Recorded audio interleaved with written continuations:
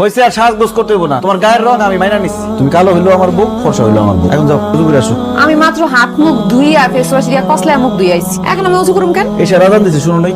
উজু করে নামাজ পড়তে হইব না? আমার না আজকে নামাজ পড়তে ইচ্ছা করতেছে না, কালকে পড়বো না। আজকে নামাজ পড়তে ইচ্ছা করতেছে না, খালি খাইতে ইচ্ছা করতেছে। আল্লাহ না করে আজকে রাতে তুমি মরে গেলা, তাহলে তো বেনামাজি হিসেবে মরবা। নামাজ কেমনে পড়বো? শাড়িটা তো আধোয়া। তো এটা আধোয়া শাড়ি হইলে একটা পরিষ্কার শাড়ি পরে নামাজ পড়ো।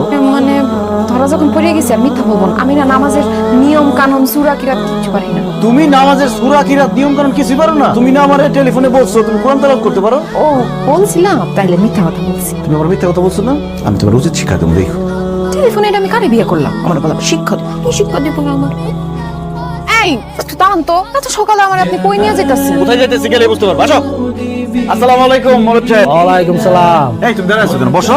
এখন থেকে তুমি এই যে মৌলভী স্যারের কাছে বাচ্চাদের সাথে সূরা কিরাত নামাজের নিয়ম কানুন শিখবা। আমি কেন বাচ্চা কোথাকে বৈশা মুক্ত আরবি পড়া শিখুন? কারণ তুমি সূরা কিরাত নামাজের নিয়ম কানুন কিচ্ছু জানো না। অসম্ভব, এই বয়সে আমি বাচ্চাদের সাথে বৈশা আরবি পড়া শিখতে পারবো না। করতে তোমার হইবই। আমি সৌদি থেকে উমরা হজ করে আসছি, আর আমার বউ কোরআন তেলাওয়াত পারে না। আমি মরার পর আল্লাহর কাছে কি জবাব দিব? কি কোস মা, তোমার বউ কোরআন তেলাওয়াত করতে পারে না? না হুজুর, একদম কিচ্ছু পারে না। বৌমা শুনো, শিক্ষার কোনো বয়স নাই। শেখার কোনো বয়স না থাকলে আপনি শিখেন, আমার কনকে? তোমার কত বড় সাহস, তুমি মৌলবীর মুখে মুখে কথা বলো। হুজুর কিছু মনে না করে একটু ব্যথা দাও তো। এখন যদি পড়তে না বসো, বেদ দিয়ে বাইরে একদম সাপোর্ট করে ফেলাম।